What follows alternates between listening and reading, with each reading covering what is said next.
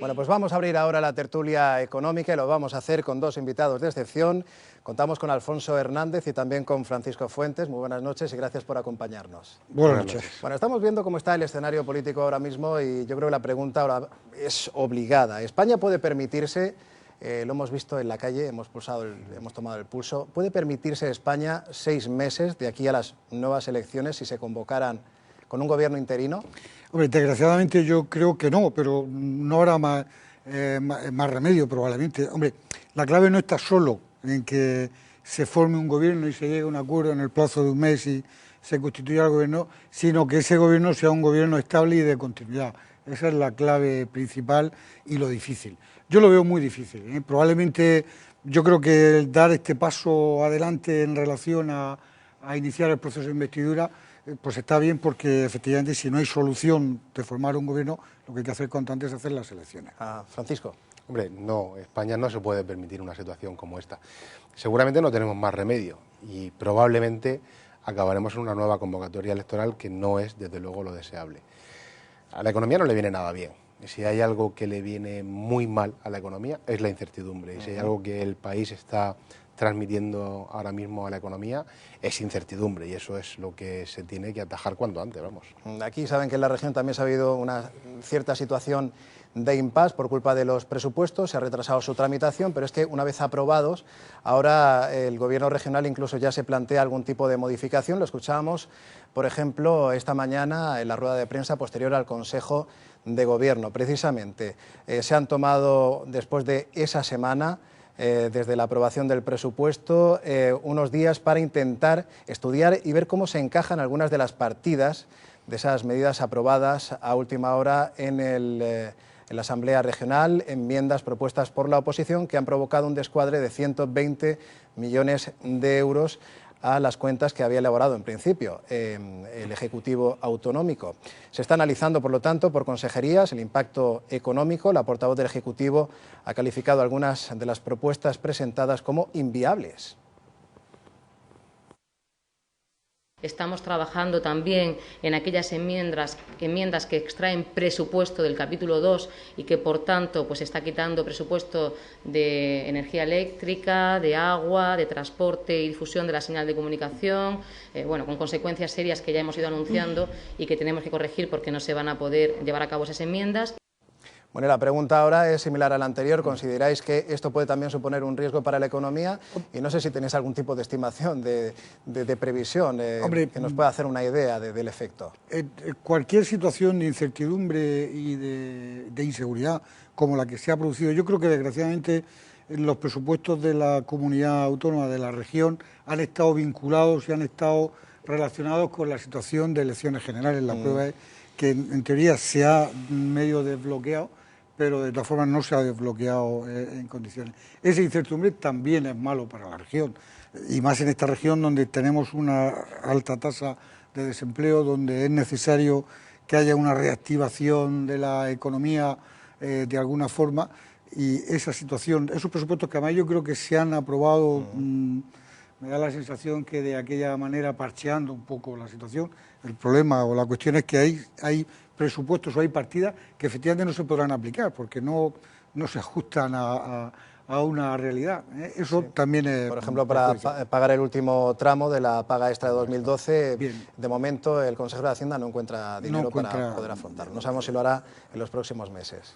No, si es un poco repetir lo que hemos comentado antes. Al final es una situación de bloqueo y te lleva a un sinsentido, que es tener un poder ejecutivo, en este caso en la región de Murcia, que no puede trabajar, no tiene, porque por lo menos a nivel nacional, pues el presidente Rajoy seguramente, previendo la que se venía encima, sí aceleró un poco esa aprobación de los presupuestos, y a nivel, pues eso, a nivel estatal sí tenemos unos presupuestos que ejecutar, pero en Murcia tenemos un ejecutivo con las manos totalmente atadas, que no puede hacer nada. En definitiva, yo creo que, además es que esta situación, es decir, tanto las elecciones generales como la situación o los efectos que tiene en la propia comunidad, en un momento en el que la economía tiene cierto repunte, donde es necesario, digamos, establecer los medios para consolidar ese repunte, pues ahora con esta situación de incertidumbre en general, a nivel nacional y nivel autonómico, porque a nivel autonómico también hay esa situación lo que hace es paralizar. De ahí, bueno, pues la disminución que se ha producido, que se está produciendo, pues, por ejemplo, en el consumo. Es decir, el miedo a gastar, el miedo, y fundamentalmente también a invertir, hace que efectivamente pues la economía se frene, ¿no? Sí, precisamente hoy conocíamos un indicador publicado por el CIS, por el Centro de Investigaciones Sociológicas. Se trata del dato de confianza del consumidor y ya se está apuntando a una caída de la confianza del consumidor que parece que choca con la tendencia que veníamos registrando últimamente en cuanto a la demanda interna y de los consumidores. Vamos a ver esos datos. La confianza del consumidor se desplomaría 8,3 puntos en el primer mes del año, un retroceso que se puede explicar por las menores expectativas de los usuarios. Son datos que están muy por debajo de los observados casi todo el año pasado, con la excepción de febrero.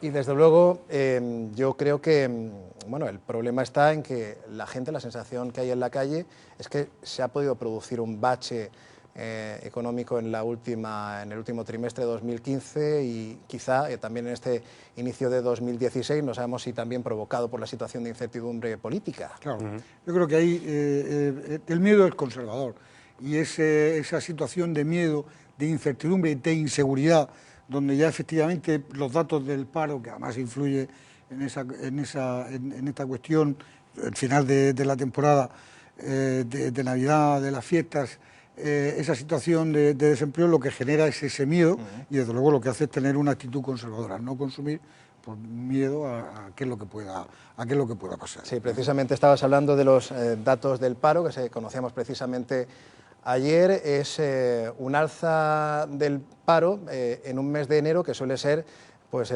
tradicionalmente pues de incremento del paro, pero ha sido esta subida realmente moderada. Sí. ¿Qué aspectos os preocupan más de los datos que se publicaron ayer del paro? No, vamos a ver, un poco uniendo con tu pregunta anterior, el tema de la caída de la confianza del consumidor yo creo que está directamente relacionada con la incertidumbre. Es decir, no tenemos todavía una base. Los datos que estamos manejando a nivel macro, tanto de empleo como de crecimiento económico, son muy positivos. Es decir, que los datos de desempleo que se han publicado correspondientes al mes de enero, un mes que tradicionalmente se destruye empleo, pues no han sido malos. Se ha destruido, en 20 años, es el mes en el que menos empleo se ha destruido. Y de hecho, se ha destruido solamente en el sector servicios. Es que en agricultura, en industria y en construcción ha habido más empleo que en el mes de diciembre, no que en el mes de enero del año anterior. Entonces, aquí lo que tenemos que ver son tendencias, ¿no? Es decir, en el mes de enero de 2016 se ha destruido menos empleo que en enero de 2015 y menos que en enero de 2014. Y la campaña de Navidad de este año pues ha sido más creadora de empleo que la campaña de Navidad del año 2014. Entonces la tendencia es muy positiva. ¿Qué es lo que ocurre? Pues que esa incertidumbre que decíamos al inicio de nuestra intervención pues está generando pues, un cierto miedo y una pérdida de esa confianza que de momento, bueno, pues estamos a espera a ver qué es lo que ocurre. Y tocabas también un sector, hablabas de un sector como es el turístico, el de servicios, sí, donde sí que es verdad que hay un alto índice de precariedad laboral y precisamente hoy hemos conocido, se ha confirmado, porque ayer nos lo adelantaba aquí en este plató el presidente de la patronal CROEM, José María Albarracín, ese acuerdo entre sindicatos y patronal sobre el convenio colectivo del sector de la hostelería.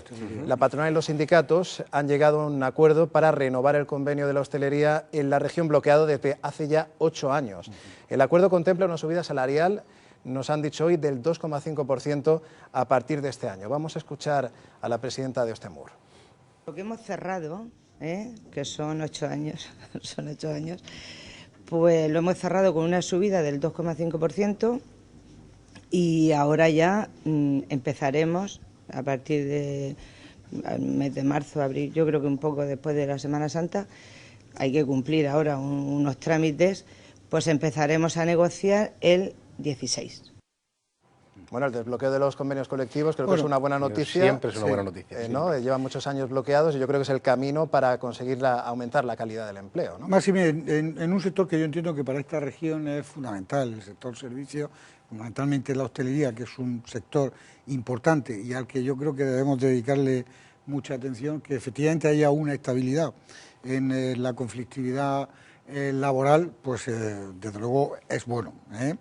El problema, volviendo un poco a la contratación, yo cuando se hablan de números, de estadísticas, de situaciones de desempleo, sube o baja el desempleo, pero en proporción a años anteriores, al final lo que subyace o lo que nos tiene que mantener un poco la situación es si seguimos en esa situación de alza de crecimiento del empleo, de alza en las cotizaciones a la seguridad social y en definitiva si se está dando una situación de estabilidad. Las estadísticas en mayor o menor número casi nos vienen manteniendo el mismo ciclo. Es cierto que aumentando en determinadas temporadas, pero eso lo que nos habla es un poco también de la temporalidad. Por eso yo creo que una de las cuestiones fundamentales o importantes que se debe hacer en este país es una reforma laboral, pero una reforma laboral pactada, negociada y avalada por todos los agentes sociales que intervienen en esta cuestión. Yo creo que eso es fundamental. Eso sí que tendríamos que sentarnos pausadamente y ver efectivamente una negociación necesaria que de alguna forma posibilite y cambie el sistema de funcionamiento de la contratación. Francisco. Bueno, el tema del desbloqueo de la negociación colectiva siempre es una excelente noticia. Yo creo que la gente tiene que entender que las que generan empleo son las empresas. Volvemos al tema de la incertidumbre. Si las empresas ven cierta estabilidad en el entorno que las rodea, pues estarán en una actitud proactiva en generar empleo. Y la calidad de ese empleo, que se habla tanto ahora de la calidad del empleo, la marca esa negociación colectiva entre las patronales y los sindicatos. Es decir, que los gobiernos no generan empleo ni marcan esas condiciones, sino que es esa negociación colectiva. Pues vamos a ver si esto es el pistoletazo de salida de la renovación de convenios que están muchos años ya pendientes. Vamos a hablar ahora de las prestaciones por desempleo, porque la obtención fraudulenta de estas prestaciones por desempleo ha sido objeto de una operación entre la policía y también el SEPE.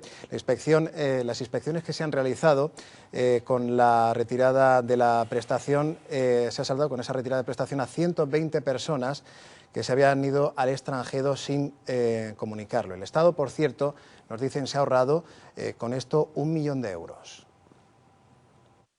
El Servicio Público de Empleo Estatal en la región de Murcia, al cabo de un mes, gestiona 50 millones de euros en prestaciones por desempleo para 77.000 perceptores. Sin embargo, no todos cumplen los requisitos.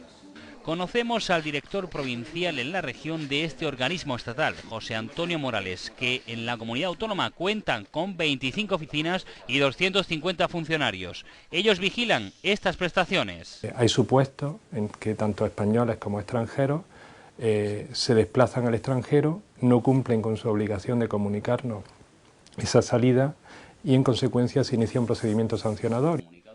Y esto algunos no lo saben o no lo quieren saber, por ello se hacen controles periódicos con la Brigada de Extranjería de la Policía Nacional. Las últimas se han realizado en Lorca, Cartagena, y ahí se citan a una serie de personas, ya digo, tanto nacionales como extranjeros, y ahí se comprueba. Deben traer los pasaportes, se comprueba si esa persona ha salido al extranjero.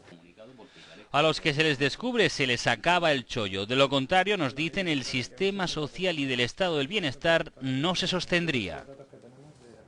Bueno, yo creo que es una buena noticia el tema de que las arcas públicas vayan recuperando ese dinero que sale de España de una forma ilícita, eso, ¿no? Fundamentalmente funciona precisamente por ese control que ahora se hace, no ya solo con la intervención de la policía, sino desde determinadas aduanas y fronteras, en este caso con Marruecos, porque incluso cuando dice ahí que efectivamente puede ir con el pasaporte, puede decir que el pasaporte se le ha extraviado, que no lo tiene y no aparece la... Sin embargo, con el control de entradas y salidas de fronterizo con Marruecos, pues efectivamente se están detectando muchas salidas sin permiso. Para salir al extranjero, estando cobrando prestación de desempleo, solamente se puede salir máximo 15 días y además tiene que notificarlo al INEM para que efectivamente no se produzca la pérdida del desempleo. Cuando no cumplen ese requisito, porque además al extranjero, fundamentalmente al país de Ecuador y Marruecos, suelen irse más de 15 días cobrando la prestación de desempleo y automáticamente se extingue la prestación. Francisco. A mí lo que me parece una excelente noticia es comprobar que los mecanismos de control del uso de los fondos públicos funciona. Y ya no es solamente aplicable al caso que veíamos ahora mismo, sino que, bueno, que el hecho de que se estén cobrando prestaciones por desempleo de manera indebida, bien sea por gente que las cobra saliendo del país o por gente que está trabajando, pues a mí la verdad es que me produce pues satisfacción y una gran alegría para que los fondos se destinen a lo que realmente se necesita. Muy bien, Francisco Alfonso, lo tenemos que dejar aquí, ya hemos cumplido el tiempo, así que muchísimas gracias por habernos acompañado y habernos ayudado a realizar este análisis de temas de actualidad y claves para todos nosotros. Gracias. Muchísimas Hasta gracias. pronto.